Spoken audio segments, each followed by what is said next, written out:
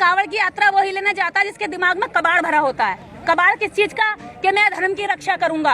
अरे तेरी बीवी की इज्जत जो है खतरे में है, तेरे बच्चे का भविष्य खतरे में है और तू धर्म की रक्षा करने जा रहा है। धर्म आपको रोटी नहीं देता, धर्म आपको रोजगार नहीं देता, धर्म आपको शिक्षा नहीं देता, धर्म आपको कपड़ा नहीं देता, धर्म आपको मोबाइल, लैपटॉप, साइंस, विज्ञान से बनी हुई कोई भी चीज नहीं देता। धर्म ने सुई तक नहीं दी है जिस सुई से हम अपने कपड़े सिलकर अपनी इज्जत बचा ले। तो क्या करना है आपको उसको बचाने के लिए? देखिए, मैं इनके साथ एक डिबेट करना चाहती हूँ। जितने भी लोग गोमूत्र के समर्थक हैं, गोमूत्र में क्या कहते हैं साइंस है, तो वो अपना अपना गोमूत्र लेकर के आ जाएं और वो हमारे सामने गोमूत्र पी ले। हम भी मान जाएंगे हाँ भी इसमें होता है, इसमें कुछ पावर है। पहली बात यह है, देखिए ये दिमाग से कितने बंद और शातिर, इनको शातिर कहूँ या मूर्ख कहूँ। गाय के 2 बच्चे हैं, एक बच्चा वो है जिसको गाय पैदा करती है, एक बच्चा वो है जो खुद इंसान का जन्म लिया है लेकिन गाय को माता कहता है। फिर अगर गाय के बच्चा घास खा रहा होगा तो बछड़े के मुंह में अगर गोबर आ जाए ना जरा सा भी, तो चबा चबा के गोबर बाहर कर देता है और तिनका अंदर खा जाता है, घास खा जाता है। लेकिन ये वो मूर्ख है कि बछड़े से भी ज्यादा कम दिमाग रखते हैं। समझ रहे हैं आप?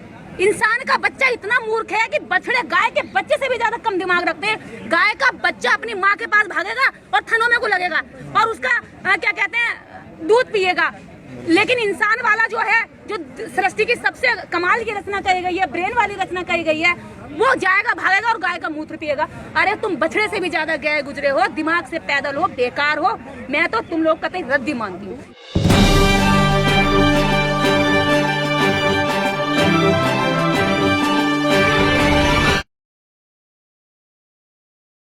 दिवस का मौका है, तो इस संविधान दिवस के मौके पे आप क्या बहुजनों को संदेश देना चाहेंगे?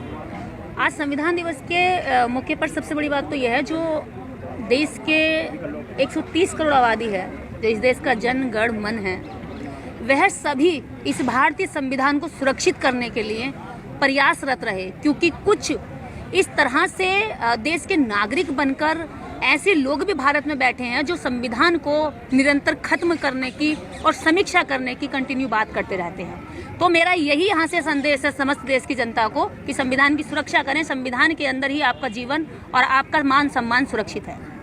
निदेश दीदी जो है हमारी इस क्रम में क्या कर रही हैं अपनी तरफ से? देखिए, इसके लिए हम लोग देश की जनता को संविधान के बारे में जागरूक कर रहे हैं लगातार। अगर हम वास्तव में कहें कि देश के अंदर संविधान के बारे में अगर आम जनता ने जाना है, गांव के पिछड़े जो लाइन में खड़े लोगों ने जाना है, समझा महिलाओं ने जाना है, तो ये सब इस देश के उन्हीं लोगों की बदौलत जागरूकता आई है जो हम जैसे लोग काम कर रहे हैं, जो सड़कों पर काम कर रहे हैं, जो न्याय की बात कर रहे हैं, जो बार बार कहते हैं कि आपके अधिकार किसी धर्म में सुरक्षित नहीं है, किसी मजहब में सुरक्षित नहीं है। अगर आपके अधिकार सुरक्षित हैं तो भारतीय संविधान के तहत सुरक्षित हैं। जैसे कि सीए और एनआरसी का जब कानून आया, बिल संसद में आया, तो सारे मुस्लिम भाइयों ने, देश की समस्त मुस्लिम आबादी ने संविधान को सीने पर लगा करके आंदोलन किया, क्योंकि उन्हें पता था संविधान के तहत ही आप सड़क पर उतर सकते हैं, आंदोलन कर सकते हैं, अधिकारों को बचा सकते हैं। बहुजन आंदोलन बढ़े जा रहे हैं, फिर भी सरकार के ऊपर कोई चून नहीं रही। देखिए, तानाशाही सरकारें जो होती हैं वो केवल ऐसे ही रवैया दिखाती हैं कि हम किसी की नहीं मानेंगे। किसान रहे, उन्होंने धोखा दे करके कहा कि हम वापस ले लेंगे ये कानून, ये बिल वापस ले लेंगे। उसके बाद जब किसान अपने अपने घर चले गए तो उन्होंने कहा कि हम वापस नहीं लेंगे। इस देश में जब आंगनबाड़ी महिलाएं सड़कों पर उतरती हैं, जंतर मंतर आती है, तो ठीक है आपके अधिकार हम दे देंगे। जब वो घर चली जाती है फिर बेईमानी कर लेती है। तो ये सरकार देश की आम जनता के साथ बेईमानी कर रही है, महिलाओं के साथ, युवाओं के साथ। रोजगार के नाम पर युवाओं को यहाँ कांवड़ की यात्राएं दे दी हैं, रोजगार के नाम पर यहाँ युवाओं को क्या कहते हैं, जगह जगह पर फिल्मों का बहिष्कार करने के लिए दे दिया है, नाटकों का बहिष्कार करने के लिए दे दिया है, नेताओं के पीछे भागने का रोजगार दे दिया है। क्योंकि वो जब बेकार रहेंगे और कमजोर रहेंगे, आर्थिक रूप से टूटे हुए रहेंगे, तो नेताओं के पिछलग्गू बनेंगे। हाँ, नेताओं से कहेंगे साहब हमारा थोड़ा सा काम करा दो ताकि 1000-2000 बच जाए, रोजी रोटी चल जाए। तो क्या ये देश के युवाओं के एक तरह से इस तरह का कुंठित जनता बना देना चाहते हैं जो कल को अपराध भी करे? जब रोटी की भूख लगेगी तो आदमी रोटी छीनेगा, जब वो कमाने के लिए उसको रोजगार नहीं होगा तो वो रोटी छीनेगा, चोरी करेगा, डकैती करेगा, और चोरी डकैती करते देख लिया तो कल को वो मर्डर भी करेगा। इसी तरह से आपराधिक देश को बना देना चाहते हैं। तो हम देश के अंदर चाहते हैं कि देश की आम जनता संविधान को सुरक्षित रखे।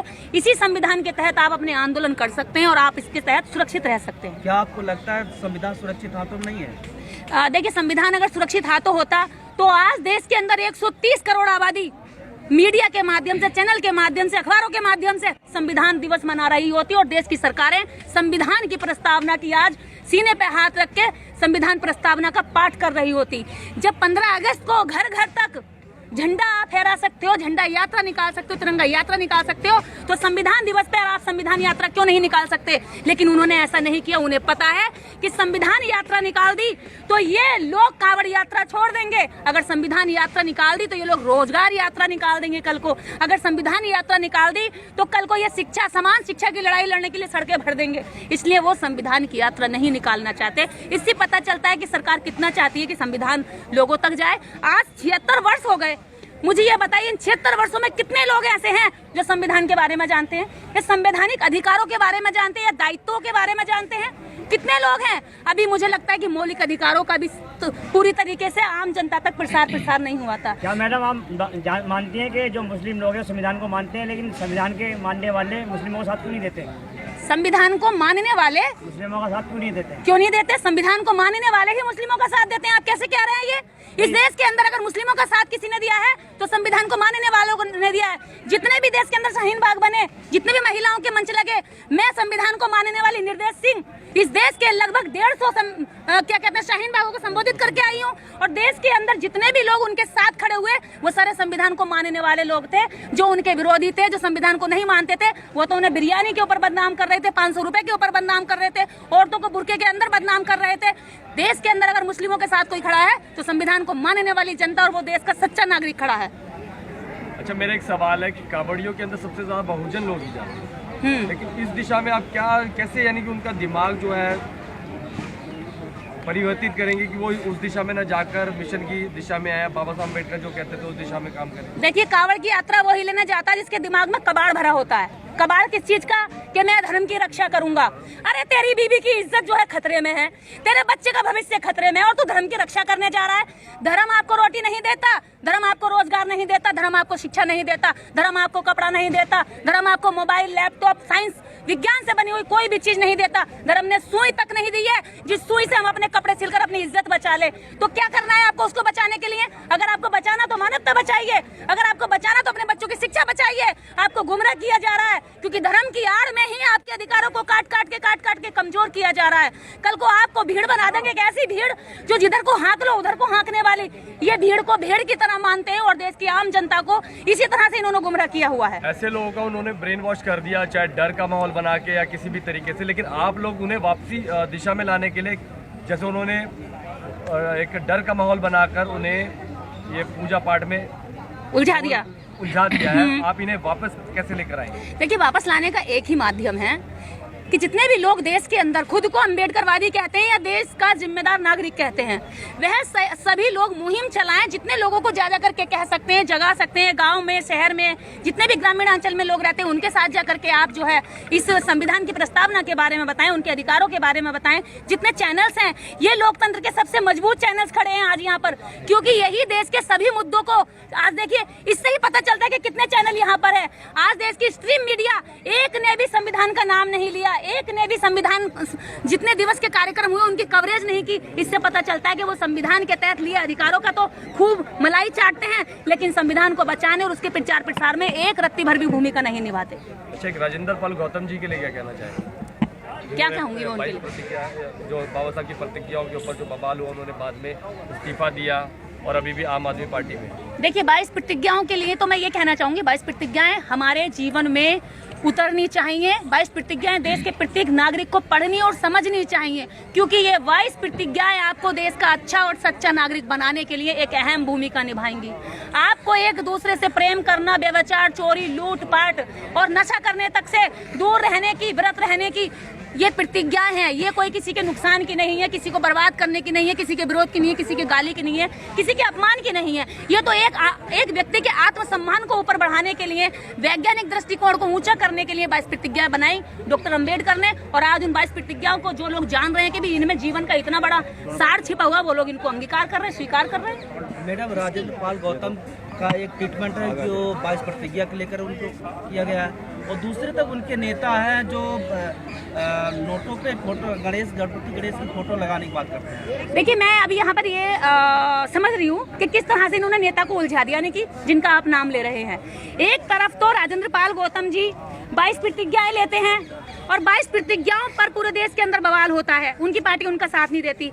फिर उनकी पार्टी कहती है, उनकी पार्टी का मुखिया कि लक्ष्मी और गणेश की तस्वीर नोटों पर होनी चाहिए। एक तरफ वो कहते हैं मैं गौरी गणेश को ईश्वर नहीं मानूंगा, उनका नेता कहता है कि मैं गौरी गणेश को देश की करेंसी पर उनकी तस्वीर देखना चाहता हूँ, लगनी चाहिए ताकि देश को आशीर्वाद मिल सके।